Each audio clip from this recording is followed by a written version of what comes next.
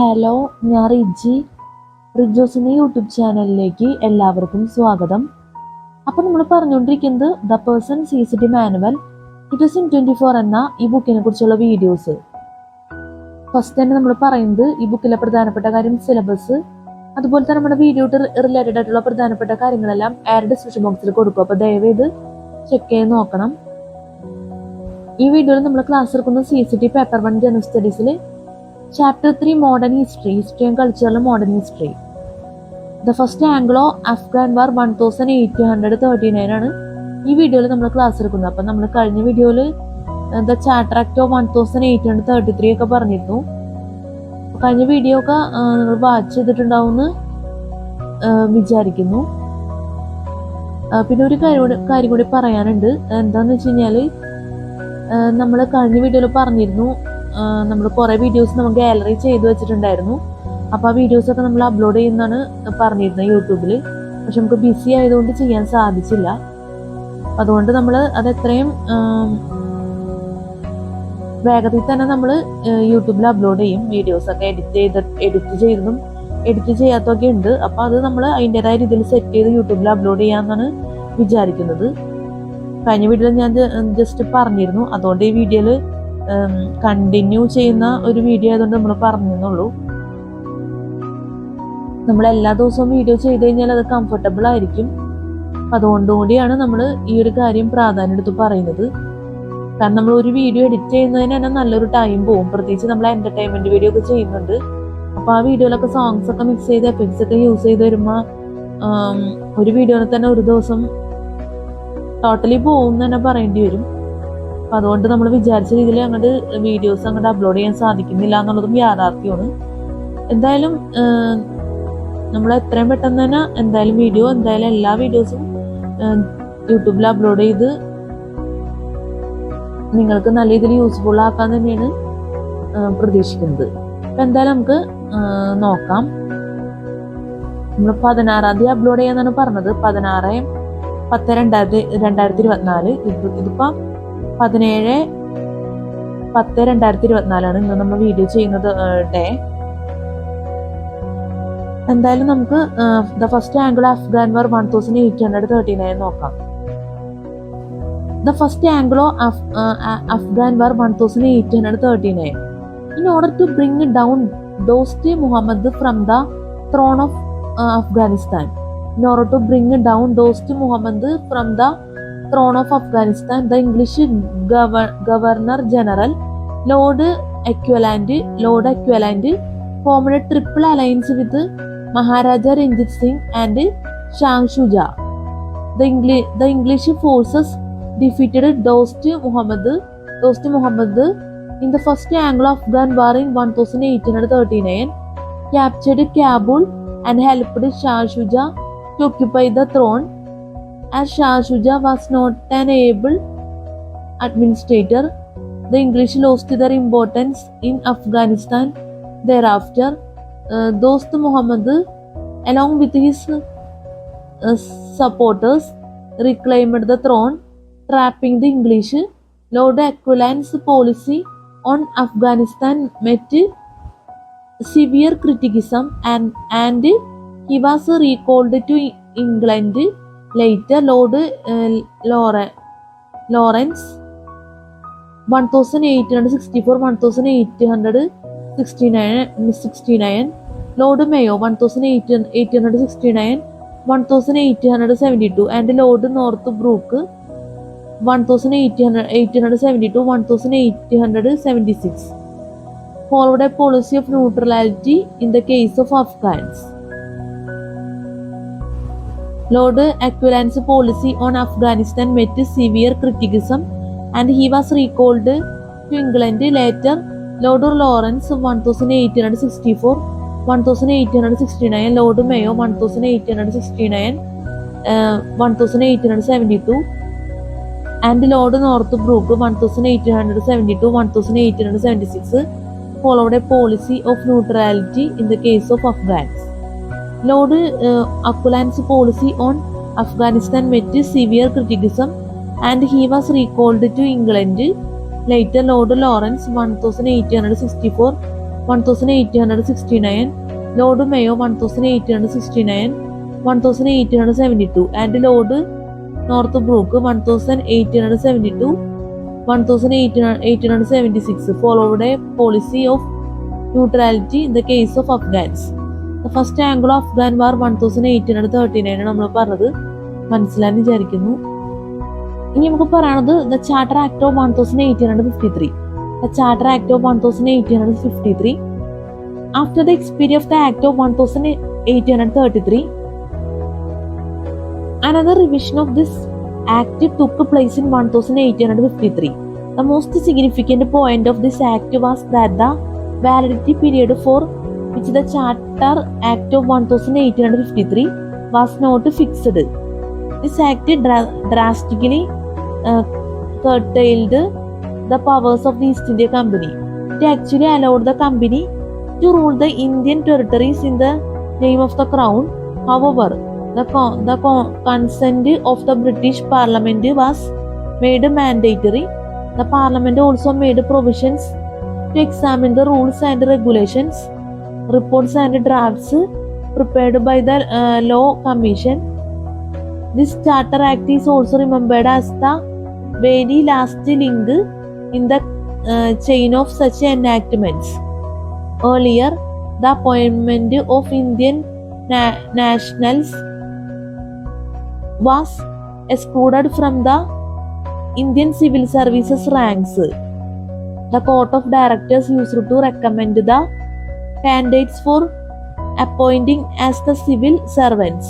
The Charter of 1853 discontinued this practice, and with the passing of the charter, the selection of civil servants started through competitive examination. The Charter of Act of 1853 ആണ് നമ്മൾ പറഞ്ഞത്.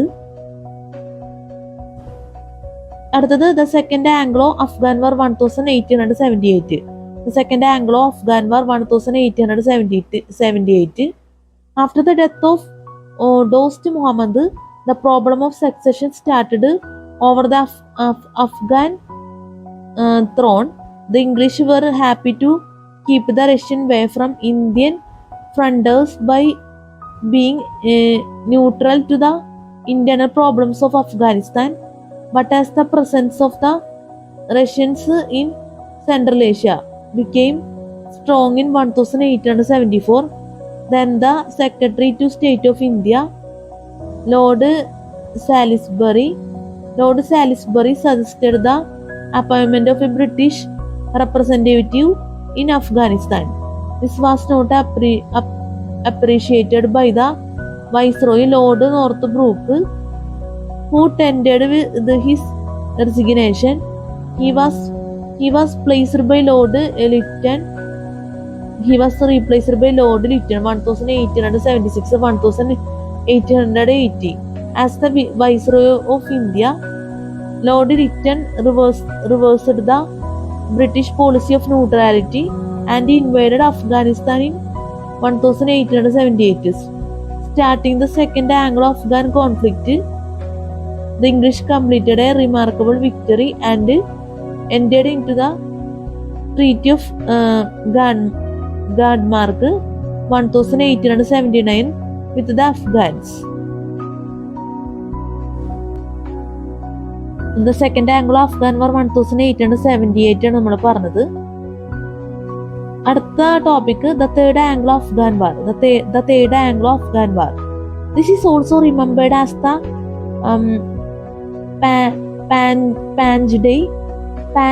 Panj Day incident of 1884. The Russians captured Panj Day, and the English prepared to wage a war against the Russians in Afghan territory. This is also remembered as the Panj Day incident of 1884. The Russians captured Panj Day, and the English prepared to wage a war against the Russians in Afghan territory. But the Emir of Afghanistan, Sher Ali, but the Amir of Afghanistan, Sher Ali, did not want his territory to become a battleground between the English and the Russians. With the arbitration of the King of Denmark, Lord Dufferin was able to resolve the issue by demarking a boundary line between the Russian occupied regions and Afghan controlled states. Later in 1901, the new Amir of Afghanistan. Later in 1901, the new Amir of Afghanistan, Amanullah,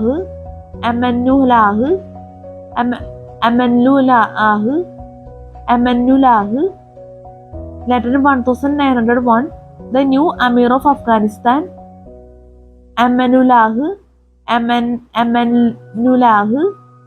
declared war against the British, but the British defeated the Afghan forces thoroughly and occupied Jalalabad and Kabul. The Third Anglo-Afghan War came to an end with the Treaty of Rawalpindi. The Third Anglo-Afghan War came to an end with the Treaty of Rawalpindi 1921. Later in 1901, the new Amir of Afghanistan, Amanullah,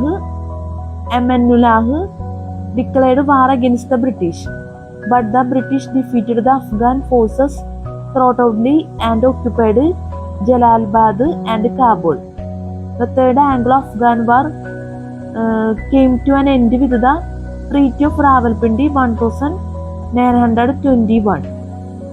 Later in 1901, the new Amir of Afghanistan, Amanullah, declared war against the British, but the British defeated the Afghan forces thoroughly and occupied Jalalabad and Kabul. The Third Anglo-Afghan War came to an end with the Treaty of Rawalpindi 1921. The Third Anglo-Afghan War നമ്മൾ പറഞ്ഞത് മനസ്സിലായെന്ന് വിചാരിക്കുന്നു. ഇനി നമുക്ക് പറയാനുള്ളത് British governance under company rule 1758-1857. ഈ topic അത്യാവശ്യം lengthy ആയിട്ടുള്ള ടോപ്പിക്കാണ്. അപ്പൊ നമുക്ക് നോക്കാം. British governor's under company rule 1758-1857. British governor's under company rule 1758-1857. A multiplicity of motives underlie British penetration into India, commerce, security, and a purported moral uplift of the people. The expensive force of private and company trade eventually lead to the conquest or annexation of territories in which species cotton and opium were produced. British investors ventured into the unfamiliar interior landscape in search of opportunities that promised substantial profits. A multiplicity of motives underlie British penetration into India, common security, and a purported moral uplift of the people. The expensive force of private and company trade eventually led to the conquest or annexation of territories in which species cotton and opium were produced. British investors ventured into the unfamiliar interior landscape in search of opportunities that promised substantial profits. British economic penetration was aided by Indian collaborators such as the bankers and merchants who controlled intricate credit networks. British rule in India would have been a frustrated or half-realized dream had their Indian counterparts not provided connections between rural and urban centers.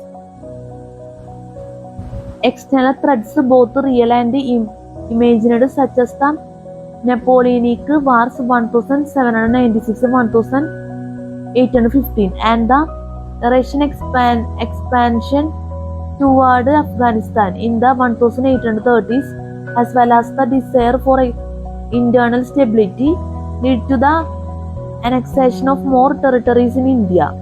Political analysts in Britain wavered initially as they were uncertain of the costs or the advantages of undertaking war in India.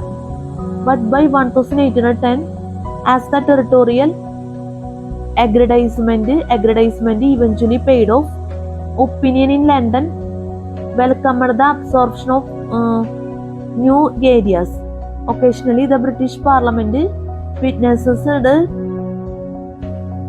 heated debates against expansion, but arguments justifying military operations for security reasons always won over even the most vehement critics.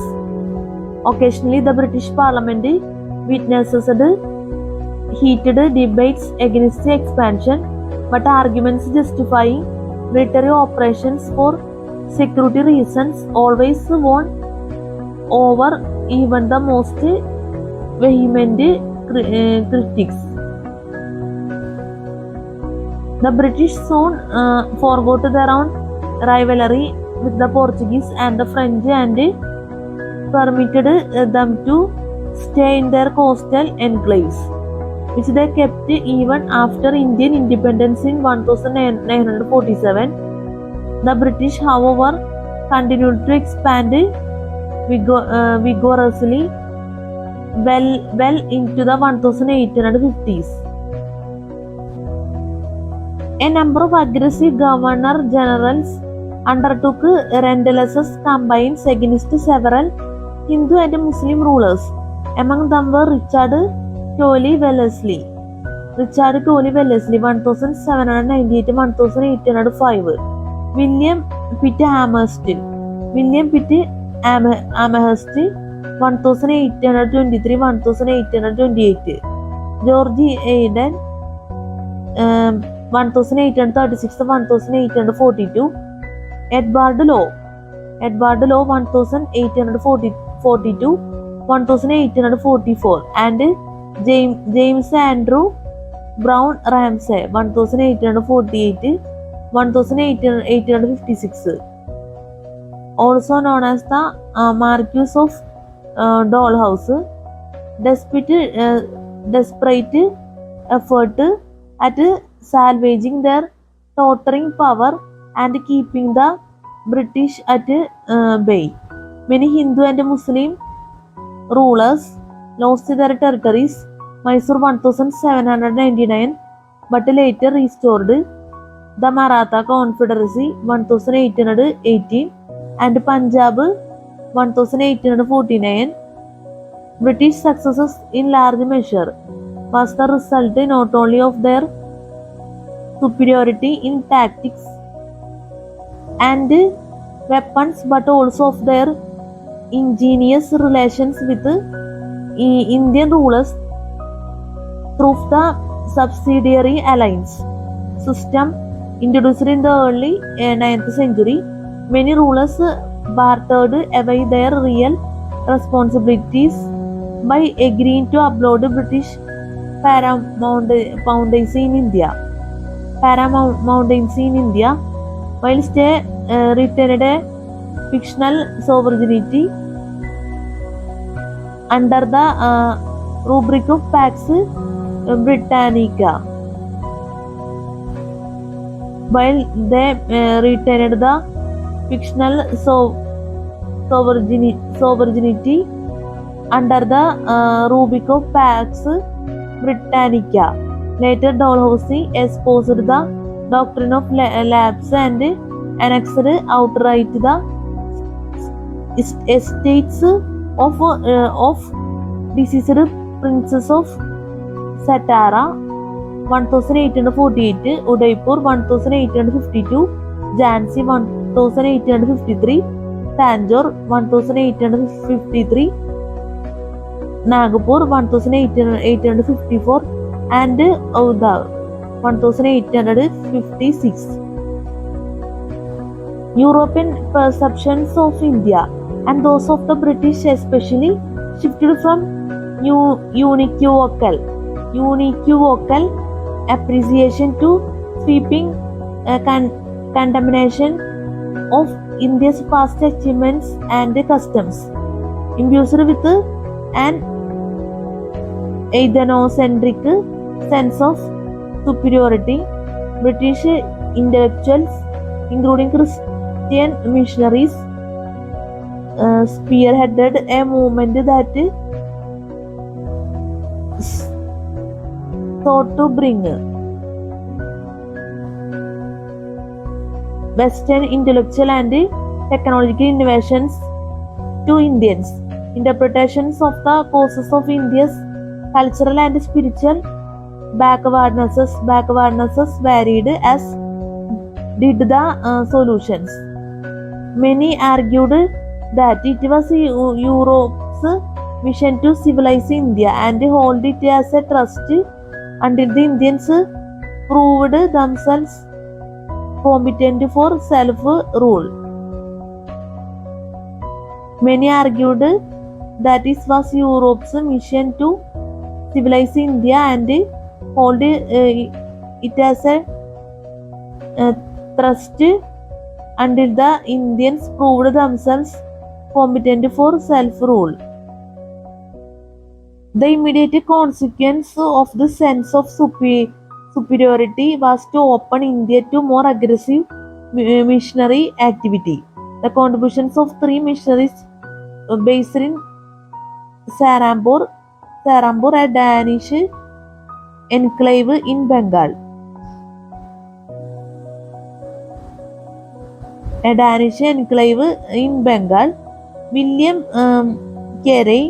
William Carey, Joshua Marshman,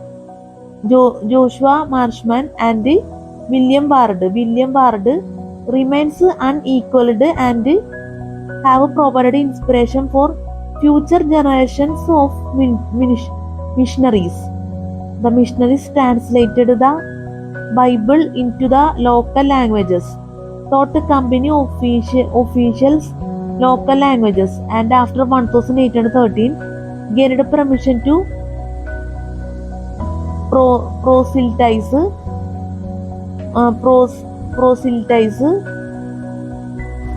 in the company's territories.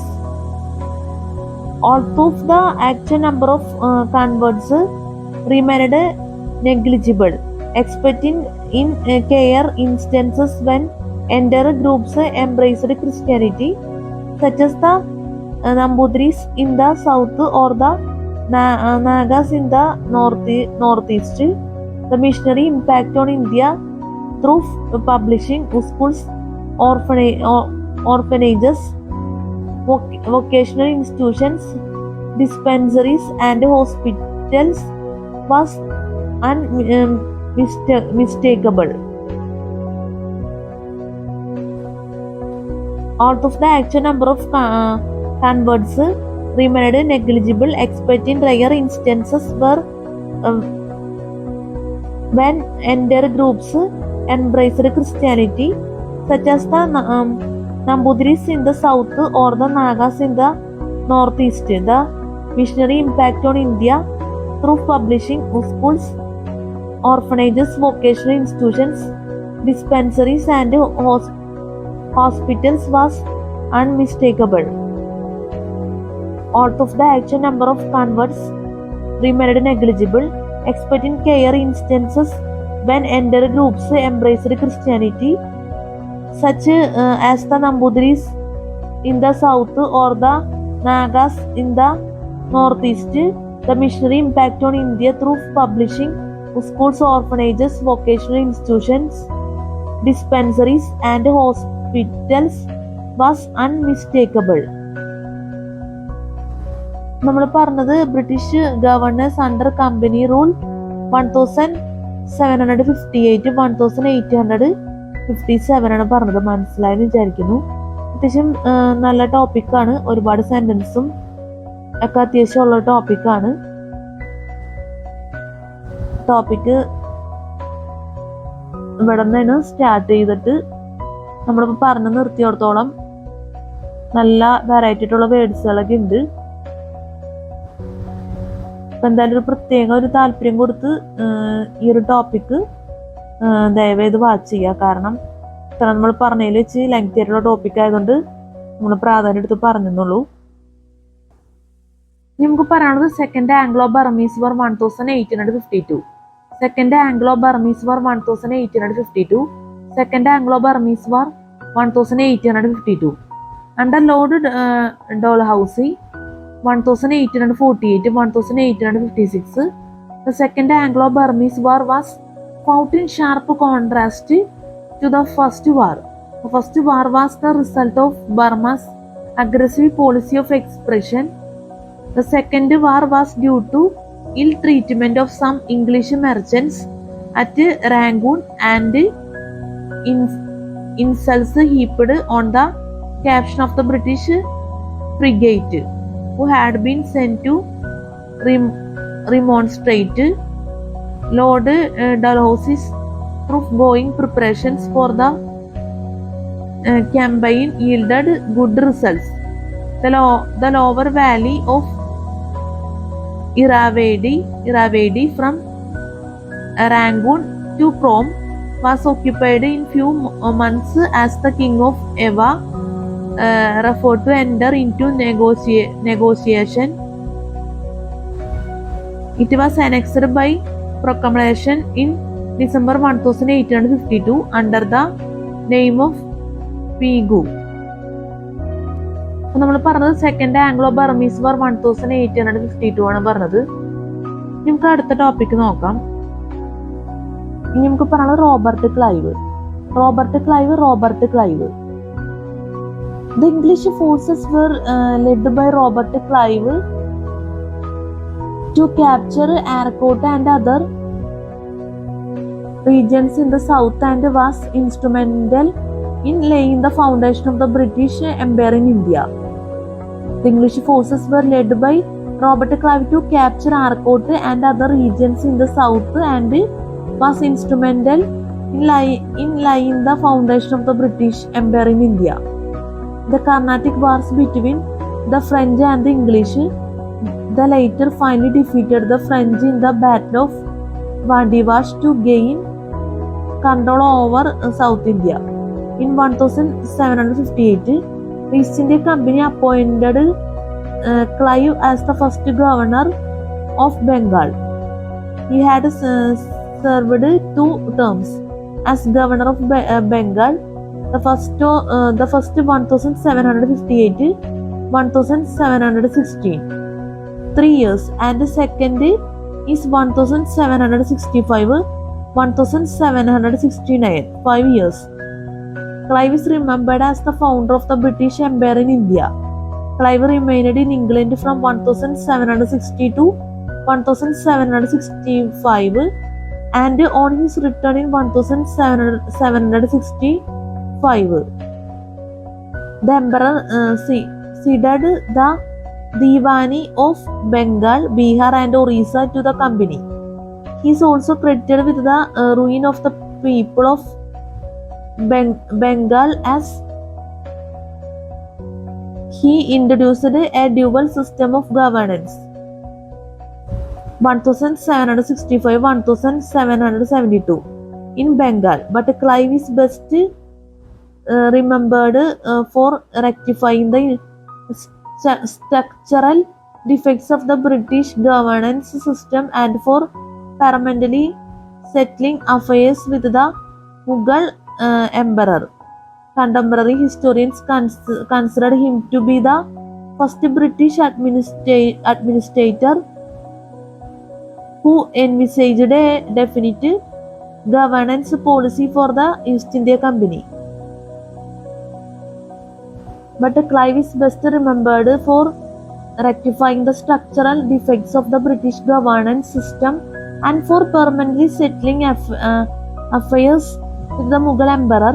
Contemporary historians consider him to be the first British administrator who envisaged a definite governance policy for the East India Company.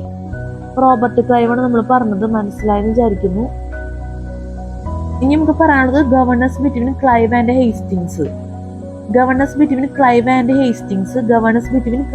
Hastings. John Zephaniah Holwell succeeded Robert Clive as governor of Bengal in 1760, but he was replaced with Henry Vansittart.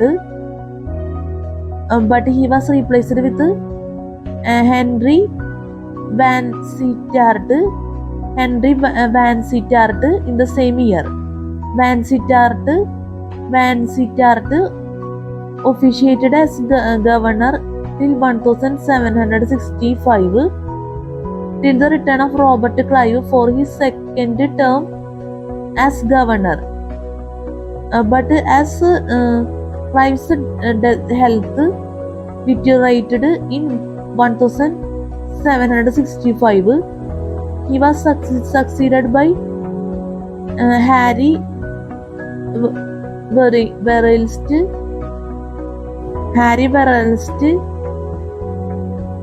1767-1769, and then John Cartier 1769-1772, before Warren Hastings was sent to India in 1772.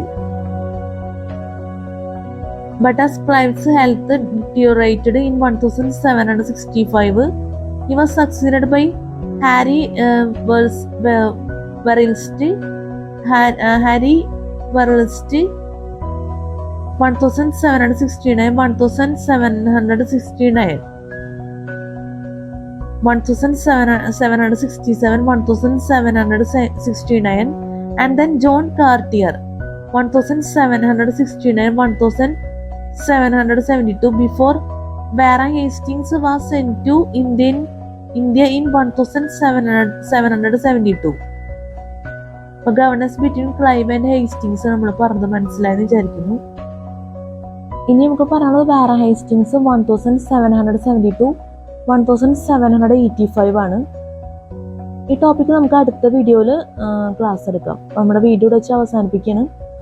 Warren Hastings 1772-1785, sir John Macpherson 1775-1786, Lord Cornwallis 1786-1793, revenue reforms, land revenue administration and land reforms.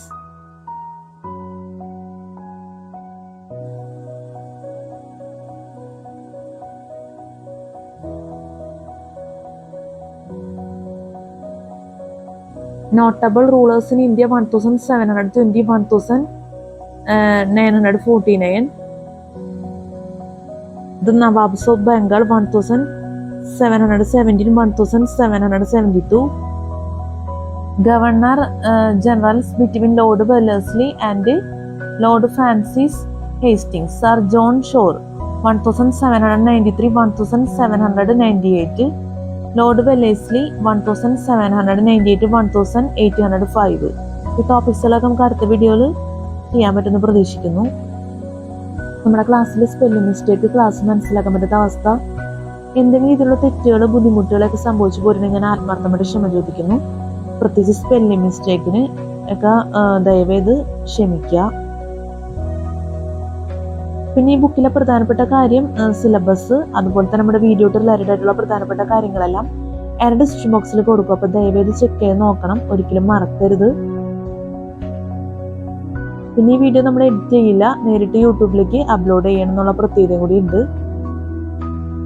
പിന്നെ നമ്മൾ യൂട്യൂബിൽ ഒരുപാട് videos upload ചെയ്തിട്ടുണ്ട്. Songs ഒക്കെ mix ചെയ്ത് effects ഒക്കെ use ചെയ്ത് entertainment video എന്നുള്ള രീതിയിൽ നമ്മൾ നേരത്തെ ഒന്ന് സൂചിപ്പിച്ചിരുന്നു വീഡിയോ സ്റ്റാർട്ട് ചെയ്ത ടൈമിൽ. ആ വീഡിയോസൊക്കെ ദയവേദൊന്ന് വാച്ച് ചെയ്ത് നോക്കണം. നിങ്ങൾക്കൊരു ഡിഫറെൻ്റ് ആയിട്ടുള്ള എക്സ്പീരിയൻസ് ആയിരിക്കും ആ വീഡിയോ ഒക്കെ വാച്ച് ചെയ്യുമ്പോൾ ലഭിക്കുക. കാരണം ഹെഡ്ഫോൺ വെച്ച് നമ്മൾ വീഡിയോ വാച്ച് ചെയ്താലാണ് ആ ഒരു വീഡിയോൻ്റെ ഒരു ക്വാളിറ്റി അറിയാൻ പറ്റുള്ളൂ. നല്ല സോങ്സ് ഒക്കെ മിക്സ് ചെയ്തിട്ടുള്ള വീഡിയോ ആണ്. ഒരുപാട് വീഡിയോസ് നമ്മൾ യൂട്യൂബിൽ ചെയ്ത് കഴിഞ്ഞിട്ടുണ്ട്, ഇനിയും ചെയ്യാനോ ആഗ്രഹിക്കുന്നുണ്ട്. അപ്പോൾ നിങ്ങളുടെ ഭാഗത്തുനിന്ന് നല്ലൊരു പ്രതികരണം ഞാൻ പ്രതീക്ഷിക്കുന്നു. പിന്നെ ഈ വീഡിയോ നമ്മൾ രാത്രിന് എടുക്കണം എന്നുള്ള പ്രത്യേകത ഉണ്ട്. അപ്പോൾ CCTVക്ക് വേണ്ടി ഈ വീഡിയോ നല്ല രീതിയിൽ തന്നെ ഹെൽപ്ഫുൾ ആയിരിക്കുന്നു ഞാൻ ആത്മാർത്ഥമായിട്ട് ആഗ്രഹിക്കുന്നു, പ്രതീക്ഷിക്കുന്നു. നല്ലൊരു CCT എക്സാം എല്ലാവർക്കും ആശംസിക്കുന്നു. നല്ല വിജയകരമായിട്ടുള്ള CCT എക്സാം ഒക്കെ ജീവിതത്തിൽ നടക്കട്ടെ. എല്ലാവർക്കും have A great day and have A bright future. നമുക്ക് അടുത്ത വീഡിയോയിൽ കാണാം. Good night and thank you so much.